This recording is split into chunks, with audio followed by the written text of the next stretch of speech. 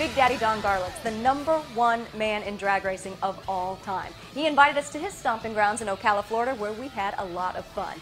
Kenny had a chance to sit down with him and really talk about the stories of Don's life. You're going to hear things now that you've never heard before. The insight to the real relationships in the pits. And, well, we might talk a little aliens as well. But there's no better place to kick it off than right here in Don's garage. Now, this thing hasn't been run in probably, I'd say 6 months anyway. All right, so what are we doing here, Don? We're going to start this engine. This is a 1952 Chrysler Hemi. And then this bottom thing was all built with the rotating and this siren on it. And they coupled it together. The government bought probably 100 of them. The U.S. government? U.S. government. They have provisions for 600 years underground in this country for a nuclear war for the special people. 30 minutes warning for, as you said, to just tuck your head between your legs and kiss your ass goodbye. Let's see if it'll start.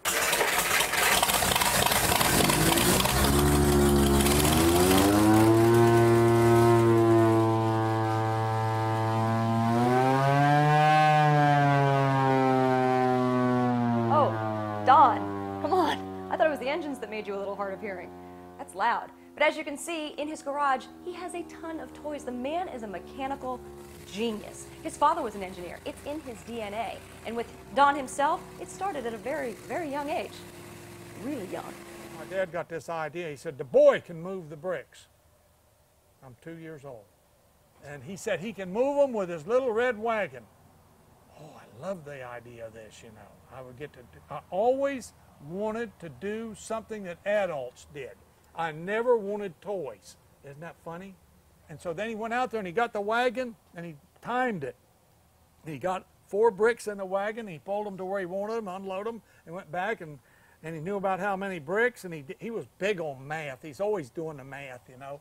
And he did the math. He said, the boy can move these bricks working sun up till sundown. In other words, when I leave in the morning, he can start, because that's when he went out at daylight. He can start moving the bricks, and he'd move bricks all day. When I come home at dark, he can stop moving the bricks. Anyway, I moved them in less than 7 days, because I could actually haul more than just 4 bricks. I could haul like 6. It wore, the little wagon, wore the rear axle right off, because, you know, there's a sleeve in those steel wheels. And once it wore that steel sleeve out, now it's just those 2 metal things riding on the axle. Well, that soon cut right through the axle, and the wheel just fell right off, and you couldn't put another wheel on her. So I went under this wagon, and I got a stick, and I wired it on that little brace, and put it under the axle, the part where it was still an axle. And I had to change that 3 or 4 times because it kept wearing out, you know. It just wore it down to nothing. And you were 2 years old? 2 years old. You have no idea. This is no bullshit. This is no bullshit. To have done that. When my mother said the baby can't do it, moved every one of them, my dad got me a nice new wagon immediately, see. Oh, so he rewarded good work. Oh, yeah. He loved good work. Yeah. And he told her, he said, you see that? That ain't a baby. That's a little man. Freaks, we're just getting started. Coming up after the break, we're going to get the real dirt on the drivers, and we haven't even begun to talk racing.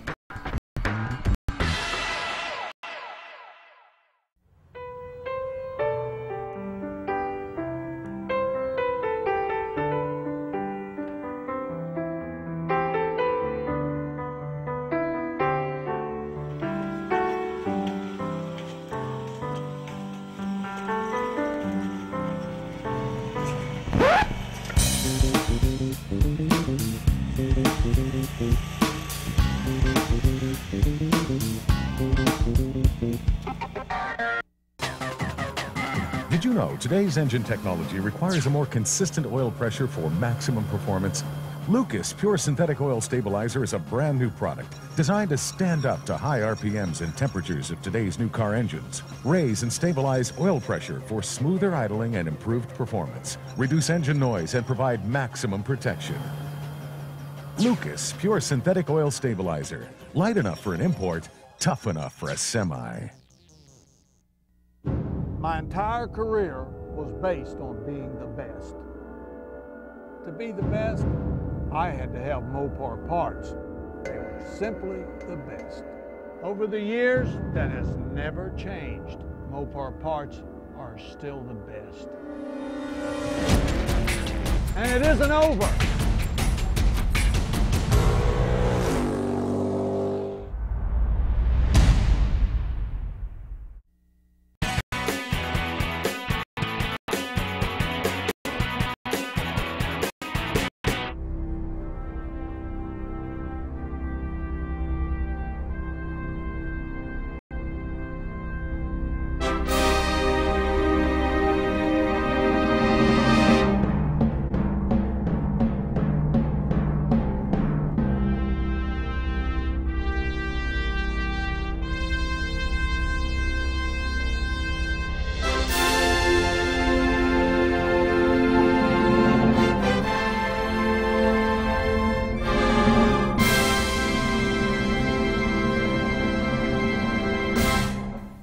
The Swamp Rat. There's so much history there with that car and all the other front-engine dragsters.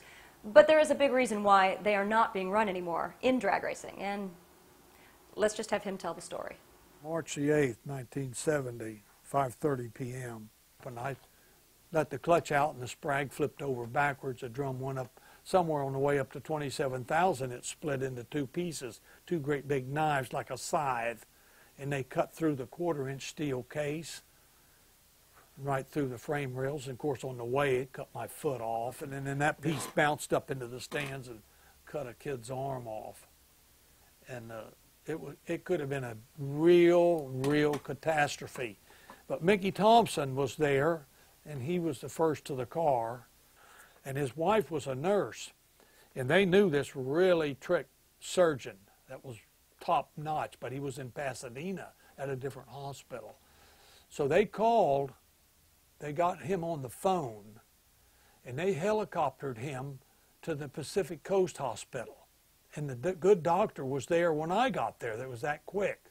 Anyway, they got the kid in the hospital, and somebody had the foresight to get some ice and stuff and put the arm and all in it, you know, and brought it all to the hospital, and they rolled him right on. They rolled him right there, and I'm right here, and the doctor's with me, and they looked over at this thing. Oh, my God. Don, he said, you know, I'm here for you. He said, you know, they called me to come work on you. He said, there ain't a lot I can do with this. He says, other than close the wound. He said, now it's a good possibility that I can save this kid's arm. What do you want me to do? Well, I mean, it don't take a rocket scientist to figure out what the answer to that was. Anyway, the good doctor, they gave me a good shot of morphine, put me to sleep. And the doctor put the kid's arm back on. And 1 year later, when we showed up at Lions, he was there, and he worked on the crew with us. Everything worked fine. That's something. And if Mickey Thompson hadn't made that call, that kid would have one arm today. That is quite a story. And believe it or not, with how bad it is, something good came from it, the evolution of drag racing. Don Garlits, sitting in his hospital bed, came up with the idea of the rear-engine dragster. That's what Top Fuel is today. Of course, he got laughed at. Nobody thought it could be done. He failed on numerous attempts, but as time went on, Don Garlits and his mechanical genius gave us the future of drag racing. I'm prouder of that than any other thing I've ever done, any championship, any race. That's number one in my book of what I gave to the sport.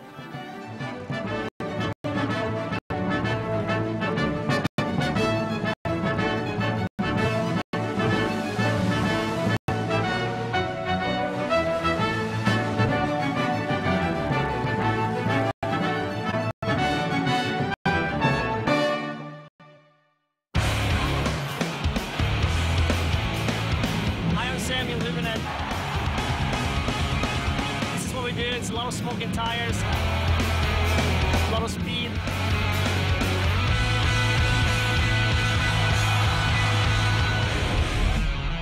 Samuel Humanin in a 500 horsepower V10 Dodge Viper.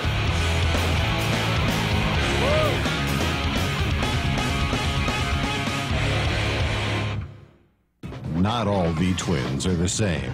but it only takes one oil brand to keep them running smooth and strong. Lucas. No matter the size, shape, attitude, or how you ride it, Lucas motor oils are specially blended with Lucas technology to improve performance and life of your V-twin. At Lucas, what you put in your V-twin keeps what you put on it moving forward. Lucas oil, available at quality motorcycle retailers. Imagine cutting your lawn with fewer harmful emissions. Introducing the DIXIE Chopper LP3000, powered by propane fuel. The LP3000 has 3 goals: cutting your fuel costs in half while mowing your grass efficiently with as little effect on the environment as possible. It reduces ozone-forming emissions and is very simple to operate, all while still giving you the performance and durability you expect from DIXIE Chopper. Our goal is cleaner air with the DIXIE Chopper LP3000.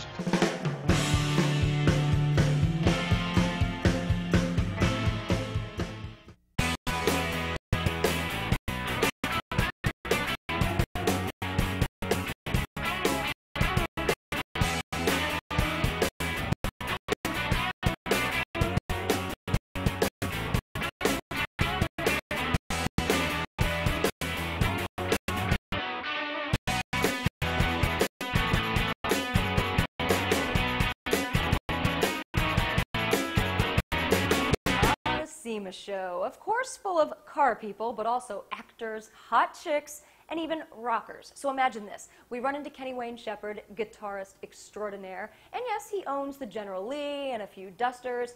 He feels that he has a connection with Mopar. So check the story out. He talks about being banned from NASCAR, and is it just me, or are these Kennys yelling? That's a 406 wedge, a 1970 Plymouth Duster. You don't see too many customized. Actually, I don't really care about the car. I got a guy to my right. That's his car that can pretty much do anything he wants to with his fingers on a guitar, that is. Kenny Wayne Shepherd. Why a Plymouth Duster? Well, I wanted to show people that, you know, not all Mopars are beyond everybody's reach, you know.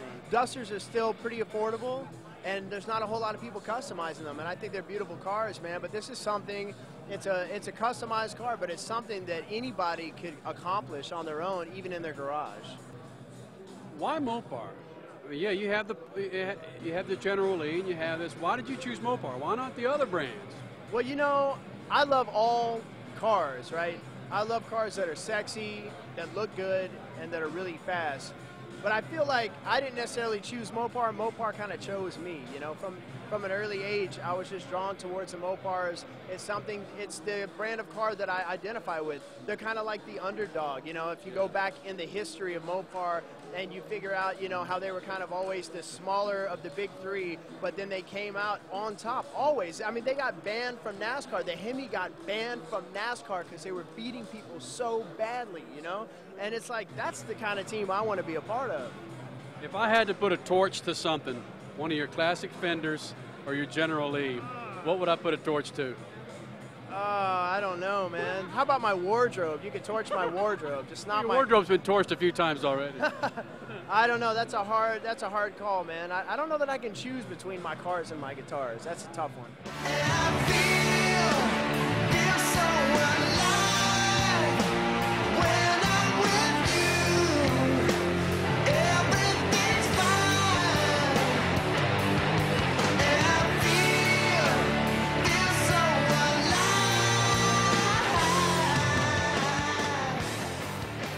Roaming the floors of the SEMA show, Statman Carruthers caught up with the King, Richard Petty, the #1 man in NASCAR. And he found out just what the King thinks of the state of NASCAR today. Well, it's got to be the strongest it's ever been.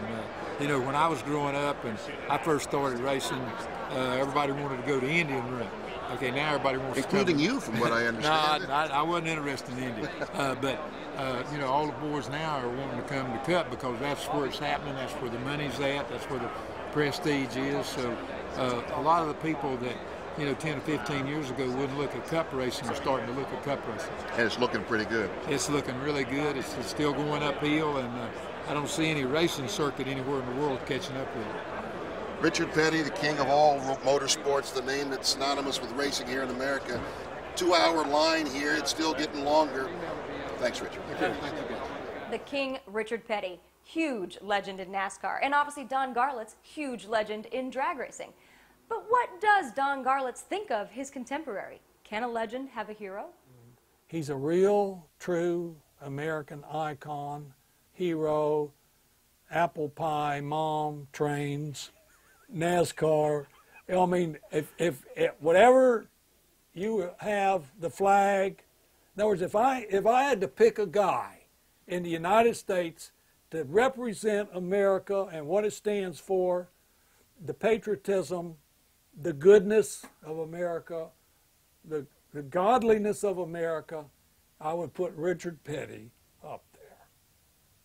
Now that's what I think of Richard Petty. And it brings tears to my eyes, because we need more people like him.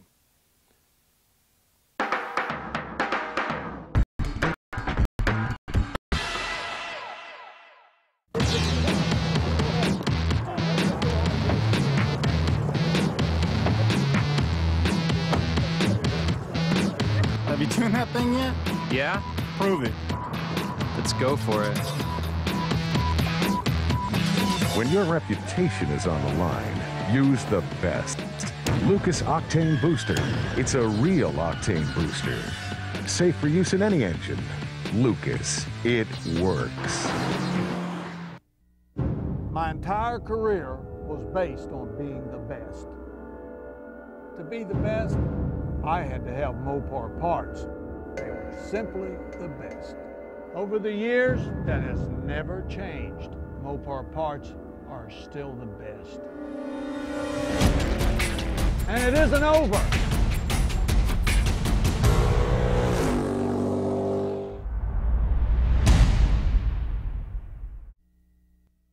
Imagine cutting your lawn with fewer harmful emissions. Introducing the DIXIE Chopper LP3000, powered by propane fuel.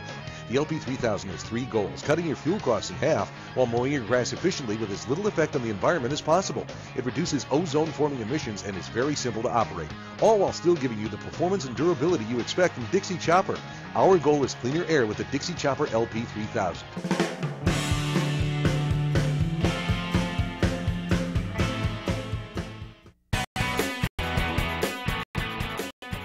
You actually got the car to power, and if you have too much nitro, you'll burn it up.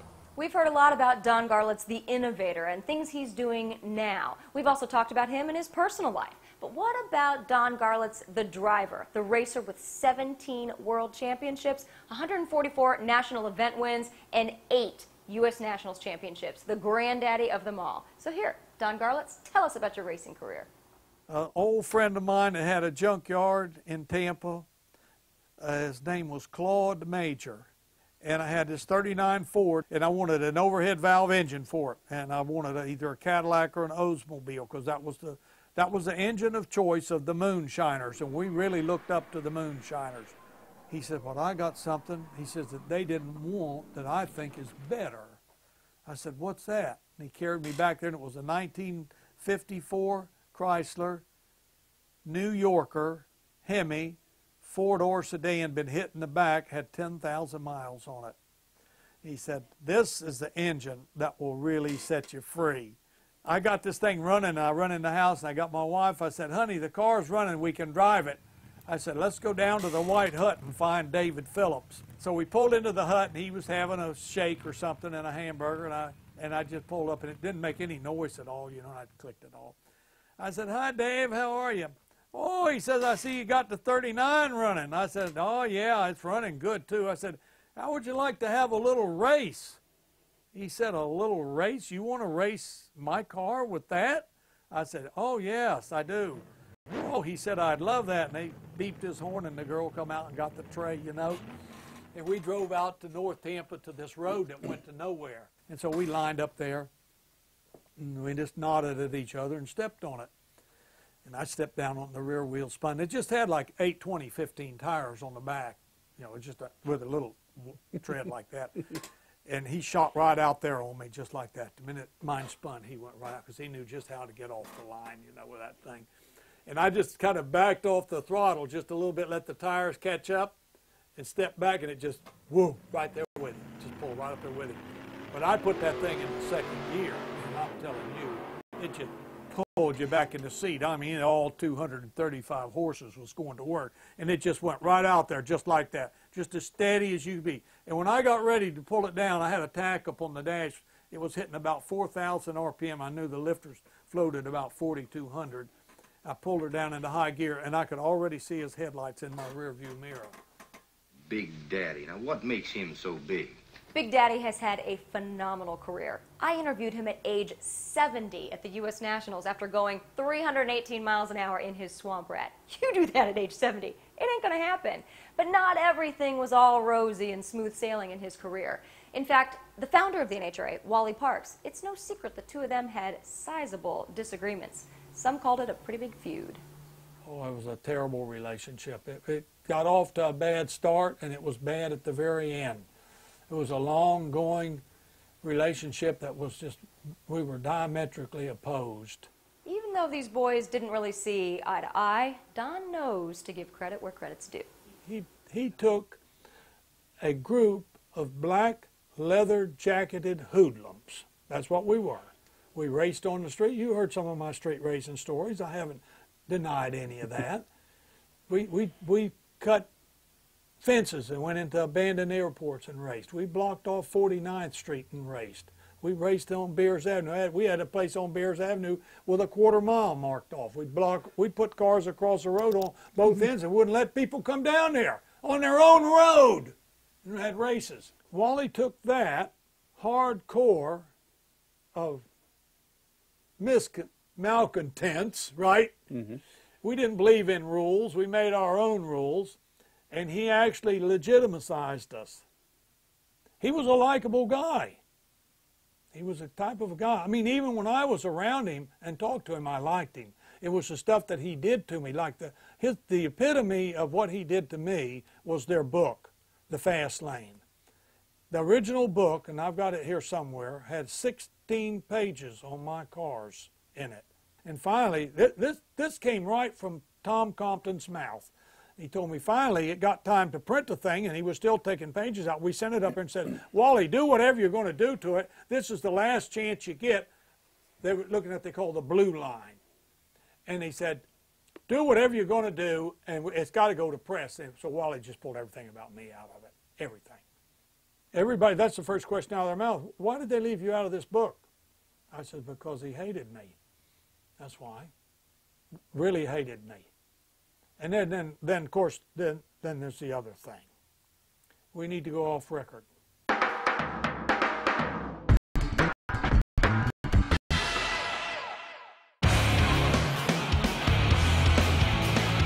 I'm Samuel Hubenet.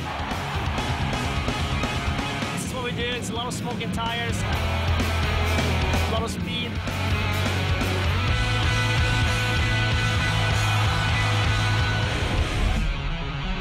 Human in the 500 horsepower V10 Dodge Viper.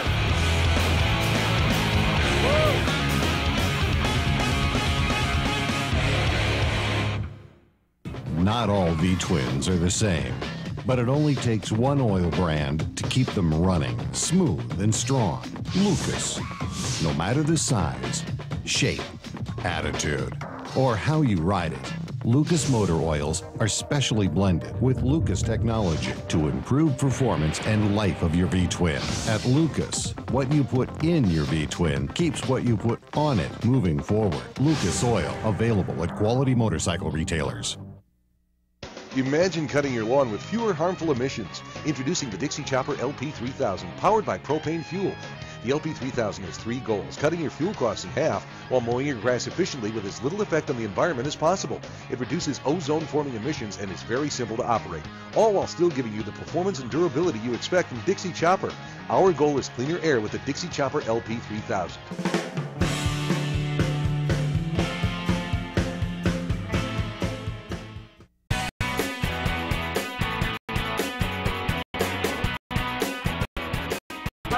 Is an amazing storyteller, and we've learned a lot on this visit. But here's a little something from the Outer Limits. And before you go discounting anything he might have to say about aliens, he has proof from all around the world on just why he believes. I don't believe in UFOs. I know about them. There's a difference. you believe in God, you've not seen him. But I've seen the UFOs. I've actually seen the craft on several occasions, 4 or 5 times in my lifetime, and lots of times with witnesses that saw them with me, so I know I wasn't hallucinating. The fact of the matter is, the planet was colonized by aliens 500,000 years ago. This time around, there's been catastrophic things have happened to the planet. There has probably been intelligent civilizations on this planet millions of years ago, and the artifacts show up every once in a while. Like there was a geode out in California they cut open, had a spark plug in it. They're millions of years old. Never before has the screen reached such heights of excitement, breathtaking spectacle, hair-raising terror. See the saucer men's high-frequency disintegrator. See flying saucers travel thousands of miles. Footprints were in the strata in California where they were cutting away the stone. A dinosaur and the human footprints with modern soles on the shoes side by side with the dinosaur. So it tells you that there's a lot going on that we don't know about. But just to bring it, just the modern time, the aliens that are here now colonized this place about 500,000 years ago. Don, but there's people watching this going, this guy's crazy. This old man's flipped over his car so many times, his brain's loose. That's because the human race is in denial. We want to think, I'm glad you asked that question. We want to think that we're the best, God's creation, the top of the rung of the ladder. We know everything. There's nothing else to know. We know all about physics. We know all about everything about technology. There's just a few little things left for us to learn, and we'll be going to the stars. The human race is not really ready to become part of the galactic community. Look at all these wars and killings we got on. We're the poorest stewards of our planet. We're destroying the environment. We're overpopulating the earth. We don't even care who breeds. Joe Sixpack, hockey moms across the nation. You know what the aliens say? The human race, left to its own devices, will return to the trees. And if I don't see that around me every day, there ain't a cow in Texas. People of Earth, attention.